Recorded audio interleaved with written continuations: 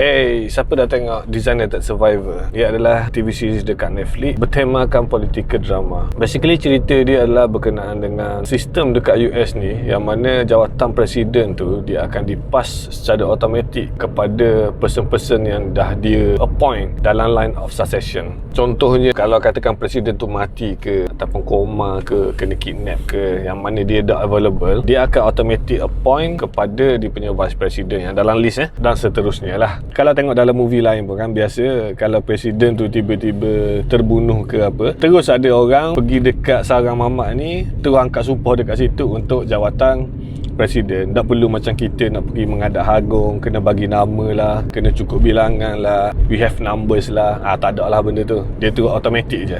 Sebagai contoh, kalau kat Malaysia, kalau kita guna sistem macam dia orang ni, hari tu atuk letak jawatan tu, dia akan automatik pergi kepada Anwar Ibrahim. Contohnya kalau dia ada dalam line of succession tu lah. Dan kalau Bang Noor pula tak available kerana masuk jail pula sekali lagi, then jawatan presiden tu akan pergi kepada Azwan Ali. Kau mampu. Kau sekolah tak see my level, world class only.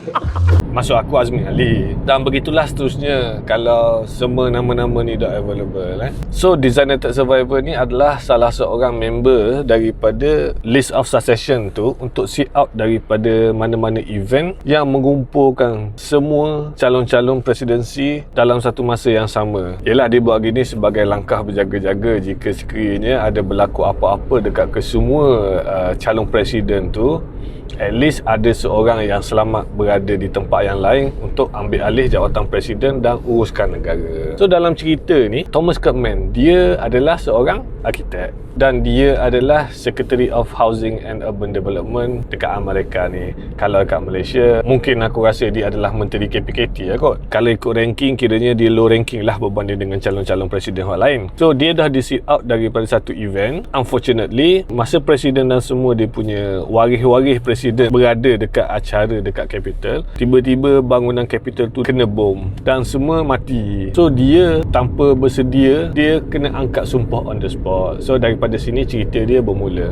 Apa yang aku suka dalam cerita ni adalah macam mana ditunjukkan watak Thomas Kirkman ni. Thomas Kirkman ni, dia kalau ikut dia bukan politician lah. Dia adalah orang akademik, dia arkitek. Macam kalau kat Malaysia dulu, kalau ingat Dr. Mazli lah, nampak? Dia bukan politician, dia orang akademik. Dan biasanya kalau orang akademik ni, dia orang yang baik lah. Dan masalahnya bila orang baik ni, dia susah nak survive dalam politik. Begitu juga dengan Thomas Kirkman ni. Banyak cabaran yang dia kena hadapi. Pertama sekali, dia kena berdepan dengan rakyat dia. Rakyat memang protes sebab dia ni adalah tak siapa-siapa, bukan yang rakyat pilih, bukan yang rakyat undi. Jadi macam kat Malaysia hari tu lah, ingat lagi Kak Long Supering tu, hashtag tu lah, aku bukan undi dia, siapa Muhyiddin, siapa Thomas Kirkman.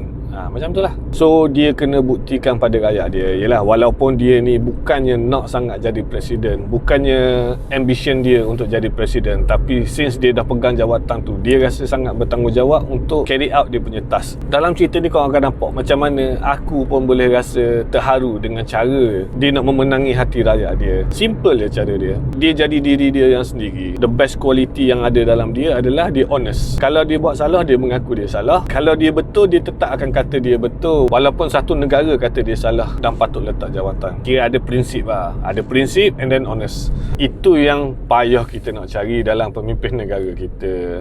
Dalam cerita ni kau boleh nampak Thomas Kirkman ni, dia selalu akan ada pilihan, dan pilihan tu memang betul-betul akan beri impact kepada jawatan presiden dia. Sebagai contoh, dekat dalam negara dia, diorang semua administration tahu kes COVID walaupun banyak, tapi benda tu adalah terkawal dan tak perlu pun dia buat extreme punya measure. Tapi disebabkan dia takut kalau dia declare benda tu terkawal, musuh politik dia akan ambil kesempatan untuk membuat pilihan raya. Dan bila pilihan raya, ada kemungkinan dia akan kalah dan terpaksa meletak jawatan presiden. Dan satu pilihan lagi, dia boleh berkata benar. Dia kata kes COVID walaupun banyak tapi terkawal dan semua orang boleh menjalani kehidupan biasa dengan SOP-SOP yang ditetapkan. Benda tu akan menyebabkan dia punya musuh politik ambil kesempatan untuk buat pilihan raya. So apa yang Thomas Kirkman pilih dalam cerita ni adalah dia umum kepada rakyat dia, situasi COVID sudah terkawal, jadi semua orang boleh balik kampung beraya. Rakyat pun happy. Cumanya dalam cerita ni, bila dia buat gitu, dia mempertaruhkan jawatan presiden dia semata-mata untuk berkata benar dan menggembirakan rakyat. Rakyat akan balas balik semula dengan menyokong dia dalam pilihan raya. So dia menanglah pilihan raya tu. Okey? Ni contoh. Memang bunyi macam sama dekat Malaysia, tapi tak. Ni contoh. So macam tu lah. Ada banyak benda-benda yang ditunjukkan dalam cerita ni. Bagaimana dengan sifat honest seorang pemimpin tu, dia telah membuatkan rakyat dan juga dia punya musuh-musuh politik tu, daripada cuba nak jatuhkan dia, jadi sokong ke dia. Benda tu kalau tengok memang magic lah. Kalau dunia sebenar tak tahulah boleh jadi macam tu ke tak. Tapi kita berharap sangat lah kita jumpa seorang pemimpin yang macam Thomas Kirkman ni. Kalau ikut memang fantasi lah nak cari pemimpin politik yang baik. Oi, payah. Macam dalam drama kok, kisah-kisah cinta lah. Oh, kalau dalam drama kok ada cerita pasal seorang lelaki miskin jumpa dengan seorang gadis kaya, and then gadis kaya ni dapat ubah kehidupan lelaki miskin tu jadi CEO syarikat. Oi, gila. Tapi itulah, apa-apa pun aku harap satu hari nanti kita akan dapat pemimpin yang macam Thomas Kirkman ni. Seorang pemimpin yang betul-betul nak bekerja untuk rakyat dia, dan seorang yang jujur dan tak ada main kotor semata-mata untuk jawatan dan pangkat. Okay?